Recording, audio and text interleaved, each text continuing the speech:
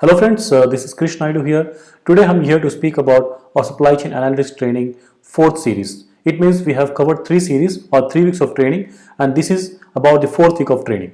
So I would like to tell you what we have covered on the fourth week of training and why it is helpful to view this video is because you will understand that what is supply chain analytics and what kind of training is being given on supply chain analytics. This is the reason why I would like to suggest you to watch the video till the end, right? So I would also like to suggest you to visit our website, which is www.mathnal.com.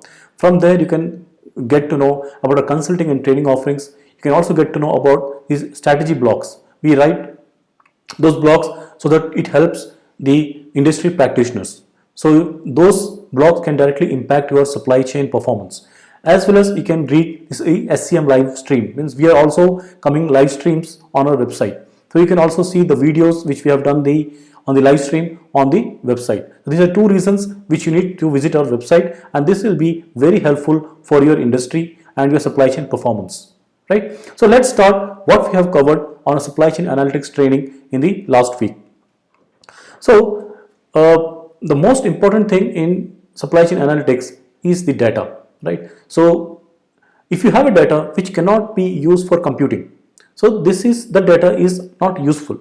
So we have tried to cover topics on data management, like how to actually handle the data, how data transformation. So we have covered what are the different kind of data presentations we can do, like contingency table, tree diagram, path direction diagram, columnar structure diagram. So those things we have actually covered. Other area is how to create the data. So that is also very important. We cannot create data unless we have an objective. So the objective is called the problem. So the problem is also, we have tried to split the problem into three parts. One is the problem analysis. Like if somebody tells you the problem, then you have to measure the problem, right?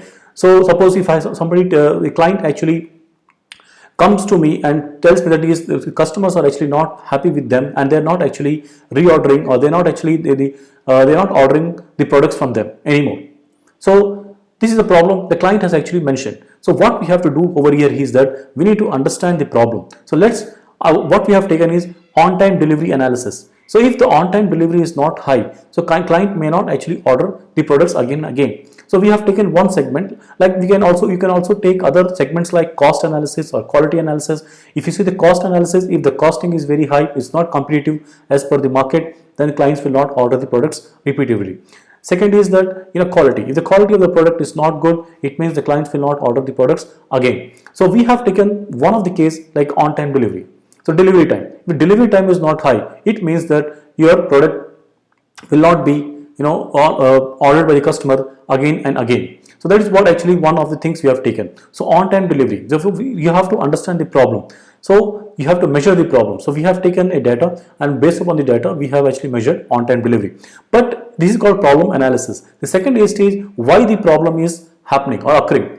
So suppose if the on-time delivery is low, then why the on-time delivery is low? That is also we have to understand.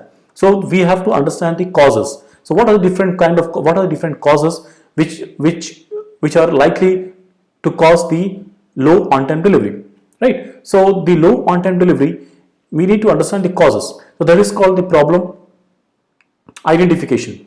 So third stage is the problem charter. So how to write the problem so that you can propagate those problem for statistical analysis. So the three stages of the problem is a problem analysis, problem identification, and third is a problem charter. So that is what we have taken, and based upon these three aspects we can create the input data.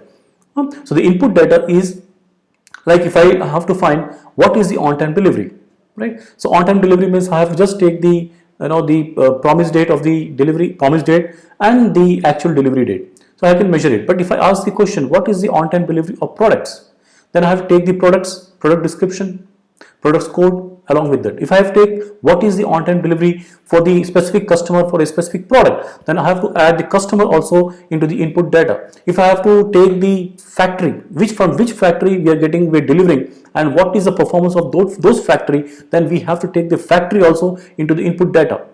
So based upon your scope of the problem definition, right, you have to create your input data. The other aspect is that statistical outcome. So what kind of outcomes you are going to create, what kind of predictive analysis you're going to create. Right? That is also is one of the area which you need to take into account while creating your input data. Right? The third aspect is how the people will understand, because you need those analysis to propagate into your execution layer. So the execution layer has to understand those analysis. So if you complicate your input data and the statistical outcomes, then the execution layer or the board layer, they will not understand those kind of outputs or those kind of analysis. So you have to keep the analysis very simple.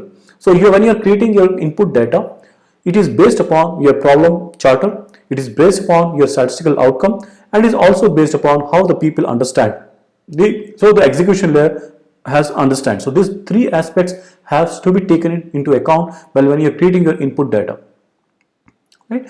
So like this, we have covered the story on this, the supply chain analytics process. On those, we have actually taken the first three layers, that is problem analysis, problem identification, and the problem charter. And based upon the problem analysis, identification, and charter, we have to create our input data. Also, we have to take into account what kind of statistical objectives we have and what kind of team we have to pass this analysis. If it is just the execution layer, we need to keep it very simple, so that they understand it and they execute it.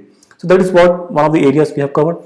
Then we have taken we have built the total analytics layer one by one. Like, what is the problem? If you know the problem, what are the causes of the problem? Then if you know the cause of the problem, what are the different methods we can actually understand whether that is a cause or not, right? Then if it is the different methods of causes, means we have to do research on that. So every method will create an evidence, right? So like this, then we have to take the best evidence, and that best evidence will actually help us to figure out, right, what is the actual cause of the problem. It's not like if you have 10 causes, all the 10 causes are responsible. You may have to select the 3 top most causes or 3 top 5 causes. Because in real time, if you are trying to understand a problem, there will be thousands of variables. So you cannot take all thousands of variables into account for statistical analysis. You have to choose those specific causes or specific variables for data analysis. Right, so that is where actually we have taken a tree diagram. We have built a hierarchy to understand how to do that analysis, how to pick those problems, how to pick those causes, how to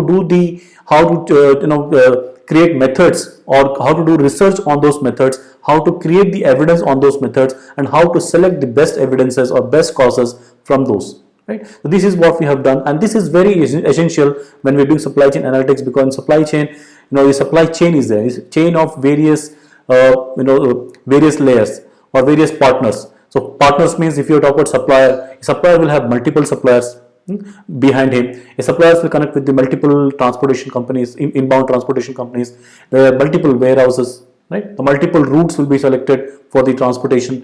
Then there are multiple factories, and it goes to the multiple warehouses again. Then there are multiple transportation networks, outbound transportation network. Then it goes to the multiple customers or the multiple channels where the sales are happening. So the chain is very, very complex. So when the chain is very complex, definitely there will be multiple causes. When there are multiple causes, you cannot take all the causes together, because if you take all the causes together, it will take a lot of time to solve the problem. So you need to pick out the right causes and the relevant causes and the most effective causes through a statistical analysis. Means you need to have an evidence to actually do the analysis and to attack the problem. That is where actually we have done a hierarchy kind of structure, and that is what we have covered.